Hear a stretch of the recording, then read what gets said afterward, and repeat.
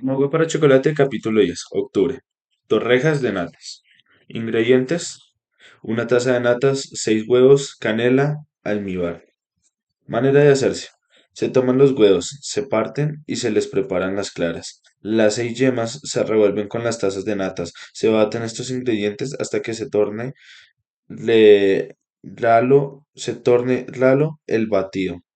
Entonces se vierte sobre una cazuela previamente untada con manteca. Esta mezcla dentro de la tartera no debe sobrepasar un dedo de altura. Se pone sobre la hornilla al fuego muy bajo y se debe cuajar. Tita estaba preparando estas torrejas a petición expresa de Gertrudis, pues era su postre favorito.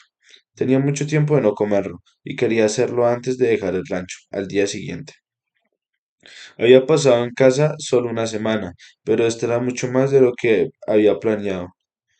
Mientras Gertrudis untaba la cazuela donde Tita vaciaría las natas batidas, no paraba de hablar.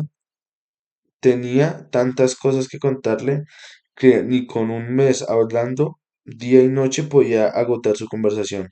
Tita la escuchaba con gran interés. Es más, le daba temor que dejara de hacerlo, pues entonces le tocaría el turno a ella. Sabía que solo le quedaba el día de hoy para contarle a Gertrudis su problema, y aunque se moría de ganas de desahogarse con su hermana, tenía resquemoras en cuanto a la actitud que ésta tomaría con ella.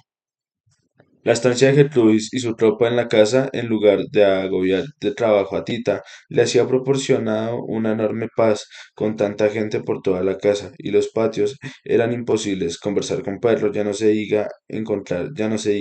Encontrarse con él en los cuartos oscuros, esto tranquilizaba a Tita, pues aún no estaba preparada para hablar con él. Antes de hacerlo, quería analizar bien las posibles soluciones que tenía el problema de su embarazo y tomar una determinación. Por un lado estaba ella y Perro, y por otro estaba su hermana en total desventaja.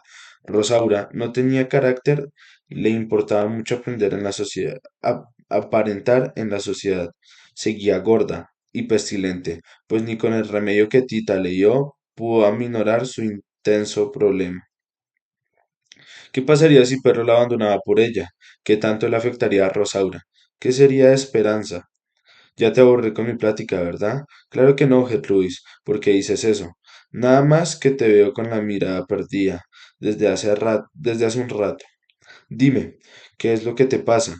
Se trata de Perro, ¿verdad? Sí, sí, lo sigo queriendo. ¿Cómo es entonces que cómo lo sigues queriendo? ¿Cómo es entonces que te vas a casar con John? Yo no me voy a casar con él. No puedo hacerlo. Tita se abrazó a Gertrudis y lloró en su hombro en silencio. Gertrudis le acariciaba el pelo con ternura, pero sin descuidar el dulce de torrejas que estaba sobre la lumbre. Sería una pena que no pudiera comerlo. Cuando estaba a punto de empezar a quemarse, se paró a Tita de su lado y con dulzura le dijo: Nada más déjame quitar esto de la lumbre y ahorita seguimos llorando, ¿sí? Tita no pudo menos que causarle risa, que en estos momentos Gertrude estuviera más preocupada por el futuro de las torrejas que por el de ella. Claro que esta actitud era comprensiva, pues por un lado Gertrudis ignoraba la gravedad del problema de su hermana, y por otro tenía un gran antojo de comer torrejas. Secándose las lágrimas, Tita misma retiró del fuego la cazuela, pues Gertrudis se quemó las manos al tratar de hacerlo. Ya que estaban frías, las natas se cortan en pequeños cuadros de un tamaño que no las haga quebradizos. Por último, se echa en almíbar y se polvorean con canela molida, mientras dejaban enfriar las natas para poder capearlas. Después, Tita le confió a Gertrudis todos sus problemas. Primero le mostró lo inflamable que tenía el vientre y con sus vestidos y faldas ya no le cerraban. Luego le contó cómo por las mañanas al levantarse sentía mareos y náuseas, como el busto le dolía y tanto que nadie se lo podía tocar. Y al último, así como quien no quiere cosa le dijo que esto tal vez, quién sabe, a lo mejor lo más posible era que estaba un poquito embarazada. Gertrudis la escuchó con calma y sin impresionarse en ningún momento. En la revolución ella había visto y oído cosas mucho peores que estas. Y dime, ¿ya lo sabe Rosaura? No, no sé qué es lo que haría si se enterara de la verdad. La verdad, la verdad, mira, tita, la mera verdad es que la verdad no existe, depende del punto de vista de cada quien. Por ejemplo, en tu caso, la verdad podría ser que Rosaura se casó con Perro a la mala, sin importarle un comino que ustedes verdaderamente se querían. ¿Verdad que no miento? Pues sí, pero el caso es que ahora ella es la esposa, no yo. ¿Eso qué importa? ¿Esa boda cambió en algo? ¿Lo que Perlo y tú sentían de verdad? No. ¿Verdad que no? Pues claro, porque ese amor es uno de los más verdaderamente verdaderos que yo he visto en mi vida. Y tanto Perlo como tú cometieron el error de callar su verdad. Pero aún están a tiempo. Mira, mamá ya murió y verdad de Dios que ella sí que no entiende razones. Pero con Rosaura es distinto. Ella bien que sabe la verdad y la tiene que entender, es más, creo que en el fondo siempre la ha entendido, así que a ustedes no le queda otra que hacer valer su verdad y punto. ¿Me aconsejas entonces que hable con ella? Mira, en lo que yo te digo, lo que haría en tu lugar, ¿por qué no vas a prepararle el almíbar para mis torrejas? Digo, para ir adelantando, porque la verdad es que ya está haciéndose tarde. Tita aceptó la sugerencia y principio a elaborar el almíbar sin perder detalle las palabras de su hermana Gertrudis. Estaba sentada de frente a la puerta de la cocina, que daba al patio trasero. Tita estaba al otro lado de la mesa y dando la espalda a la puerta, por lo que era imposible que viera a Perlo caminando hacia la cocina, cargando un costal de frijoles para alimentar a la tropa. Entonces Gertrudis, con su gran práctica en el campo de batalla, midió estratégicamente el tiempo que Perlo tardaría en cruzar por el umbral de la puerta, para en ese preciso instante dispararle estas palabras. Y creo que entonces sería bueno que Perlo se enterara que esperas un hijo suyo. Con gran éxito dio en el blanco. Perlo, fulminado, dejó caer el costal al piso. Se moría de amor por Tita. Este giro, asustó y descubrió a Perro que en la mirada emocionada hasta las lágrimas. Con gran éxito dio en el blanco. Perro, fulminado, dejó caer el costal al piso. Se moría de amor por Tita. Este grito asustó y descubrió a Perro que la miraba emocionada hasta las lágrimas. Perro, qué casualidad que llegó mi hermana. Tiene algo que decirle. ¿Por qué no van a la huerta a practicar mientras yo termino el almíbar? Tita no sabía si recriminarle o agradecerle a Gertrudis. Su intervención más tarde hablaría con ella, pero ahora no le queda otra que hacer lo propio con Perro, en silencio. Tita le dio a Gertrudis la vasija que tenía en las manos, donde había empezado a prepararle el almíbar, sacó del cajón de la mesa un arrugado papel con la receta escrita en él y se lo dejó a Gertrudis. Por si acaso lo necesitaba, salió de la cocina, seguida por Perro. Claro, Gertrudis necesitaba de la receta. Sin ella sería incapaz de hacer nada. Con cuidado, empezó a leerla y tratar de seguirla. Se bate una clara de huevo en medio cuartillo de agua para cada 2 libras de azúcar o piloncillo, 2 claras de huevo en un cuartillo de azúcar para 5 libras de azúcar y en la misma porción para mayor o menor cantidad se hace hervir el almíbar hasta que suban 3 veces. Calmado, el hervor con un poco de agua que se echará cada vez que suba. Se aparta entonces del fuego, se deja reposar y se espuma. Se le agrega después otra poca de agua, junto con un trozo de cáscara de naranja, anís y clavo al gusto y se dejó hervir, se espuma otra vez y cuando ha alcanzado el grado de cocimiento llamado de bola, ha alcanzado el grado de cocimiento llamado cazuela en un tamiz o en un lienzo túpido sobre un batidor. Gertrudis leía la receta como si leyera jeroglíficos. No entendían cuánto azúcar se refería al decir 5 libras, ni qué era un cuartillo de agua, y mucho menos cuál era el punto de bola. La que estaba verdaderamente hecha bolas era ella. Salió al patio a pedirle a Checha su ayuda. Checha estaba terminando de repartir frijoles a correligionarios de la quinta mesa del desayuno. Esta era la última que tenía que servir, pero en cuanto terminara de dar de comer a esta mesa ya tenía que poner la próxima para que los revolucionarios que habían ingerido sus sagrados alimentos en la primera mesa del desayuno paras- pasaran a comer, y así sucesivamente hasta los 10 de la noche. Hasta las 10 de la noche en que terminaban de servir la última mesa de la cena, por lo que era claramente comprensible que estuvieran de lo más violento y irritable contra todo aquel que se acercara a pedirle que hiciera un trabajo extra. Gertrudis no era la excepción, por muy general a que fuera. Checha se negó terminantemente a proporcionarle su ayuda. Ella no formaba parte de su tropa, ni tenía por qué obedecerla ciegamente como lo hacían todos los hombres bajo su mando. Gertrudis estuvo entonces tanto a recurrir a su hermana, pero su sentido común se lo impidió. No podía interrumpir de ninguna manera a Tita y a Perro en estos momentos, tal vez lo más decisivo de sus vidas. Tita caminaba lentamente entre los árboles frutales de la huerta. El olor a azahar se confundía con el aroma a jazmín, característicos de su cuerpo. Perro, a su lado, llevaba el brazo con infinita ternura. Porque no me lo había dicho? Porque primero quería tomar una determinación. ¿Ya la tiene? No. Pues yo creo que es conveniente antes de que lo tome que sepa que para mí tener un hijo con usted es la mayor dicha que podría alcanzar. Y para gozarla como se debe, me gustaría que nos fuésemos muy lejos de aquí. No podemos pensar en solo nosotros. También existe en el mundo Rosaura y Esperanza. ¿Qué va a pasar con ella? Pero no pudo responderle. No había pensado en ellas hasta ahora, y la verdad no deseaba lastimarlas ni ni alejarse de su pequeña hijita. Tenía que haber una solución benéfica para todos. Ella tendría que contarle al menos de una cosa, estaba seguro. Tita ya no se iría del rancho con John Brown. Un ruido a sus espaldas los alarmó. Alguien caminaba tras ellos. Perro de inmediato soltó el brazo de Tita y giró disimuladamente la cabeza para ver de quién se trataba. Era el pulque, que harto de escuchar los gritos de Gertrudis en la cocina, buscó un mejor lugar donde dormir. De cualquier manera, decidieron posponer su conversación para otro momento. Había demasiada gente, toda la casa era riesgosa hablar de estas cosas tan privadas.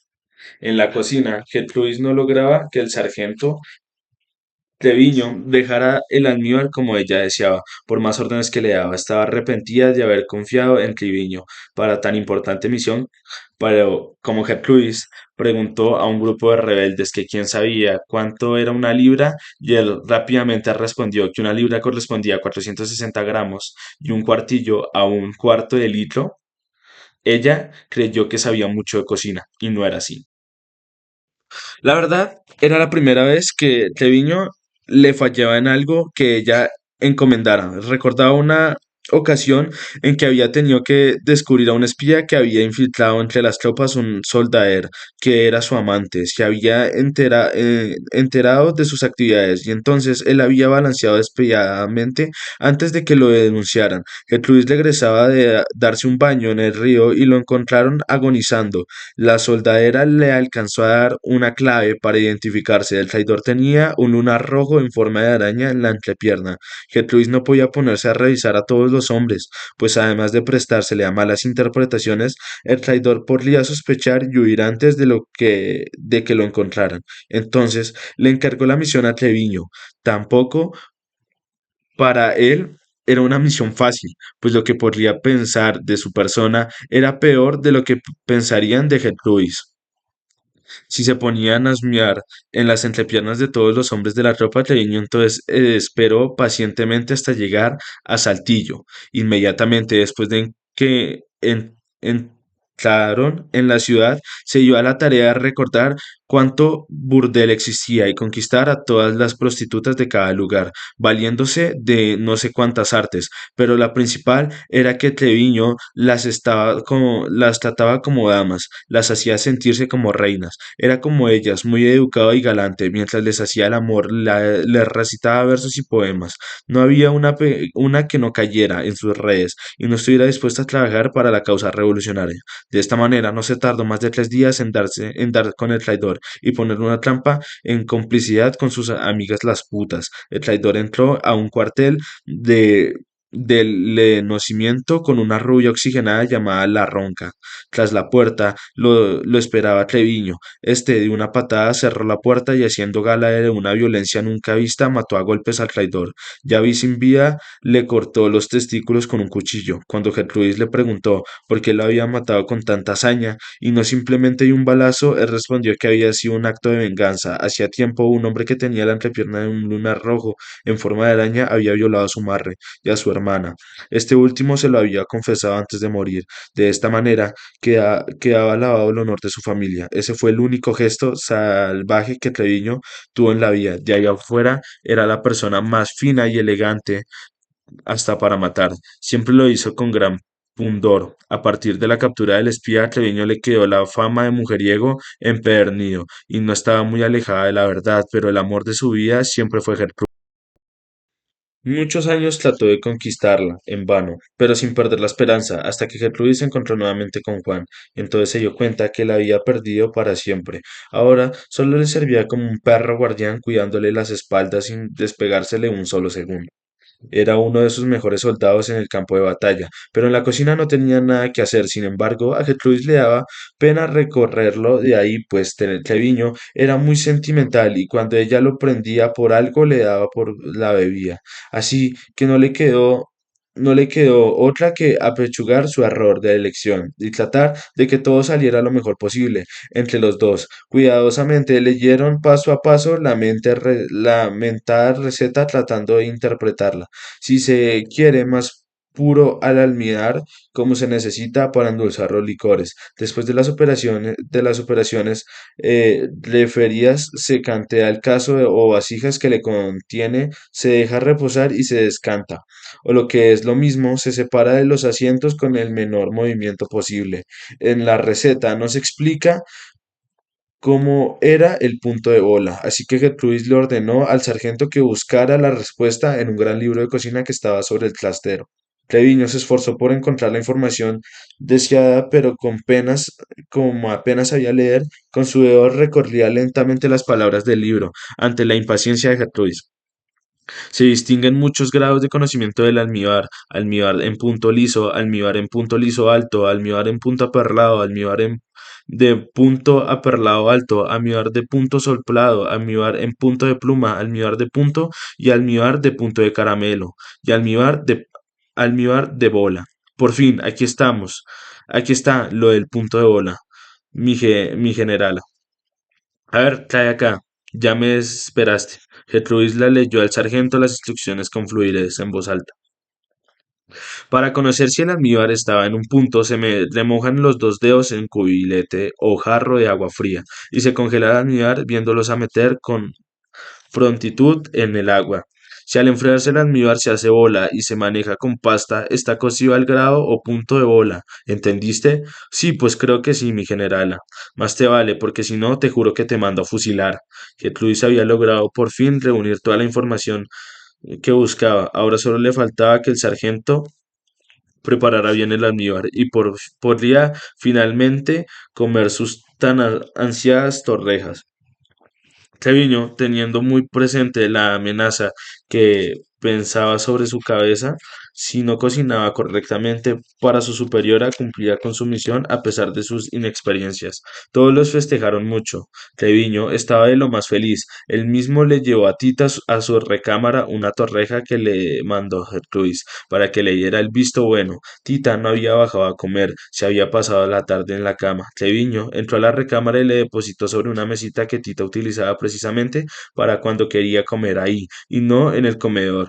La agradeció mucho su atención y lo facilitó, pues las torrejas realmente estaban deliciosas. Treviño se lamentó de que Tita se sintiera indispuesta, pues le hubiera encantado pedirle que le concediera una pieza en el baile que se había organizado en el patio para despedir a la generala Gertrudis. Tita le prometió que bailara encantada con él si es que se animaba a bajar a las fiestas. Treviño se retiró rápidamente para ir a practicar con orgullo a toda la tropa lo que Tita le había dicho. En cuanto el sargento salió, Tita se recostó nuevamente en la cama. No tenía ningún deseo de moverse ahí. La inflamación en el vientre no le permitía estar sentada por mucho tiempo.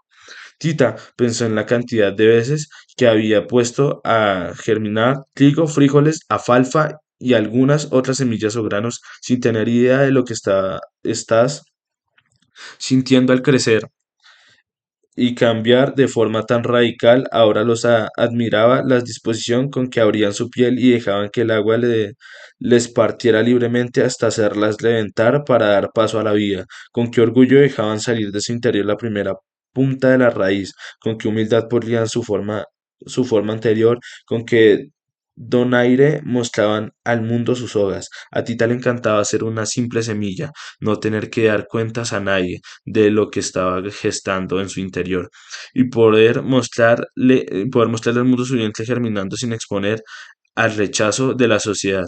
Las semillas no tenían este tipo de problemas, sobre todo no tenían madre a la que temer, ni miedo al que las enjuiciaran. Bueno, Tita físicamente tampoco tenía Marley, pero aún no podía quitarse de encima la sensación de que la cacería de un momento a otro de un fenomenal castigo del más allá, auspiciado por mamá Elena, esta sensación le era muy familiar.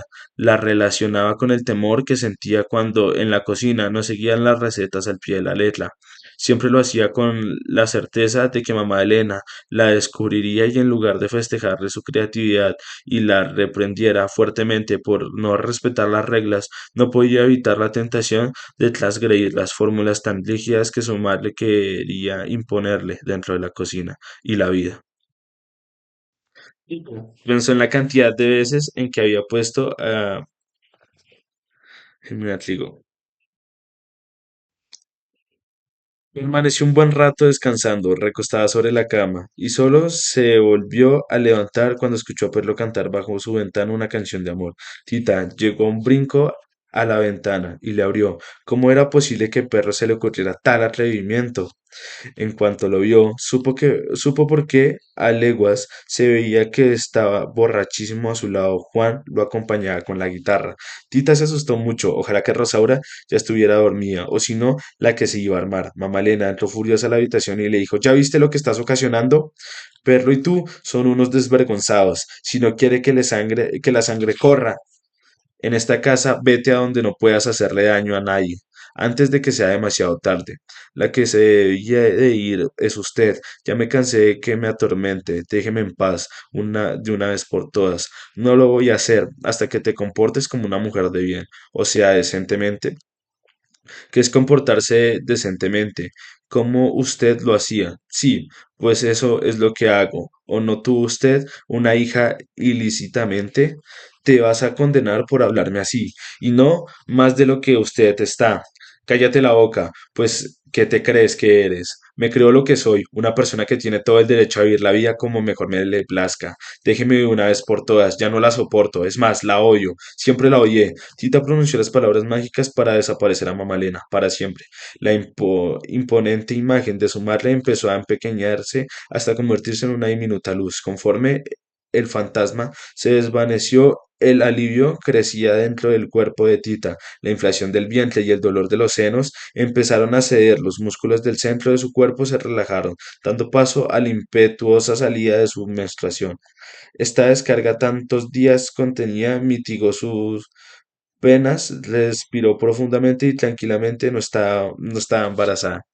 Pero no con esto terminaban sus problemas. La pequeña luz que fue reducida, la imagen de mamá Elena empezó a gritar rápidamente. Atravesó el cristal de la ventana y salió disparada hacia el patio con un buscapié enloquecido. Perro, en su borrachera, no se dio cuenta del peligro. Cantaba muy contento, estrellita de Manuel M. Ponce, bajo la ventana de Tita, rodeado de revolucionarios igual de tomados que él. Que Luis y Juan tampoco lo olieron la desgracia. Bailaban como dos adolescentes recién enamorados a la luz de uno de los tantos quinques de petróleo que estaban disminuidos por todo el patio, alumbrando la fiesta. De pronto, el buscapiés se acercó a Perlo, girando vertigosamente y con furia, hizo que el quinqué más cercano a él estallara en mil pedazos. El petróleo esparció las llamas con raíces sobre la cara y el cuerpo de Perlo. Chita, que estaba terminando de tomar las medidas adecuadas para recibir su menstruación, escuchó el alboroto que el accidente de perro provocaba. Precisamente llegó hasta la ventana, la abrió y vio a Perro corriendo por todo el patio, convirtiendo en una antorcha humana. Entonces el Cruz lo alcanzó, se arrancó de un tirón la falda de su vestido y con ella cubrió a Perro, derribándolo sobre el piso. Tita no supo cómo bajó las escaleras, pero llegó al lado de Perro. En solo 20 segundos, Gertrudis le quitó en ese momento la ropa humeante. Perro aullaba de dolor, tenía quemaduras por todo el cuerpo. Entre varios hombres lo cargaron cuidadosamente para llevarlo a su recámara. Tita tomó a Perro de la única mano que tenía, libre de quemaduras, y no se separó de él. Cuando iban subiendo las escaleras, los abrió las puertas de su recámara. Percibió de inmediato un fuerte olor a plumas quemadas. Se acercó a las escaleras con la intención de bajar a ver qué sucedía. Y ahí se topó con el grupo de que encargaba a Perlo, envuelto en humo. Tita, a su lado, lloraba desconsolada. El primer intento de Rosaura fue correr a ayudar a su marido. Tita trató de soltarle la mano a Perlo para permitir que Rosaura se acercara a él. Pero Perlo, entre quejidos y hablándole por primera vez de tú, clamó: Tita, no te vayas, no me dejes. No, Perlo, no lo haré. Tita tomó nuevamente la mano de Perlo. Rosaura y Tita se miraron un momento retadoramente. Entonces Rosaura comprendió que ella no tenía nada que hacer ahí, se metió en su recámara y se encerró con llave. De ahí no salió en una semana. Como Tita no podía ni querer desprenderse del lado de Perro, ordenó a Chicha que trajera las claras de huevo batidas con aceite y bastante papa cruda, bien machacadas. Esto eran los mejores métodos que conocía contra las quemaduras. Las claras de huevo se ponían en una pluma fina sobre la parte dañada, renovando la aplicación cada vez que el linimento se seque. Después hay que poner emplastes de papas crudas manchadas para reducir la inflación y calmar el dolor. Tita se pasó toda la noche aplicándose estos remedios caseros. Mientras le ponía el emplasto de papas, observaba el amado rostro de Perro. Ni señas quedaban de sus pobladas cejas, ni sus grandes pestañas. El cuadrado mentón ahora tenía forma ovalada por la hinchazón. A Tita no le importaba que fuera a quedar con alguna marca, pero tal vez a Perro sí, que ponerle para evitar que le quedaban cicatrices. Nacha le dio la respuesta que a su vez la luz del amanecer le había dado a ella. Lo mejor en estos casos era ponerle a Perlo corteza de árbol de Tespuite. Tita salió corriendo al patio y sin importarle que la noche estaba muy avanzada, levantó a Nicolás y lo mandó a conseguir esas cortezas con el mejor brujo de la región. Ya casi al amanecer logró calmar un poco el dolor de Perro y que éste se quedara dormido por un momento. Aprovechó para salir a despedirse de Gertrudis, pues desde hacía rato oía los pasos y las voces de la gente de su tropa. Mientras se alistaban a los caballos para retirarse, Gertrudis habló con Tita por largo rato. Lamentaba no poderse quedar a ayudarla en el infortunio, pero le había llegado a ordenar de atacar Zacates. Gertrudis le agradeció los momentos tan felices que había pasado a su lado. Le aconsejó que no dejara de luchar por Perro. Ya antes de despedirse le dio una receta que los soldadores usaban para no embarazarse. Después de cada relación íntima se hacían un lavado con una agua hirviendo y unas gotas de vinagre. Juan se acercó a ellas e interrumpió la conversación para informarle a Gertrudis que era hora de partir. Juan le dio un fuerte abrazo a Tita y le envió a Perro por su conducto los mejores deseos para su resto de establecimiento. Tita y Gertrudis se abrazaron emocionadas. Gertrudis subió al caballo y se fue. No iba cabalgando sola, llevaba a su lado a forjar su niñez encerrada en un frasco de torrejas de nata. Tita lo vio irse con lágrimas en los ojos. Checha también, pero al contrario de las de Tita, las de ella eran de felicidad. Por fin podría descansar. Cuando Tita iba a entrar nuevamente a la casa, escuchó un grito de Checha. No pudo ser, ya viene de regreso, efectivamente. Tal parecía que alguien de la tropa regresaba al rancho, pero no podía ver bien de quién se trataba. por la pólvora de que los caballos habían levantado en su retiro. Forzando la vista con gusto, reconoció que se trataba de la carretela de John. Ya estaba de regreso. Al verlo, Tita se sintió completamente confundida. No sabía qué iba a hacer ni qué le iba a decir.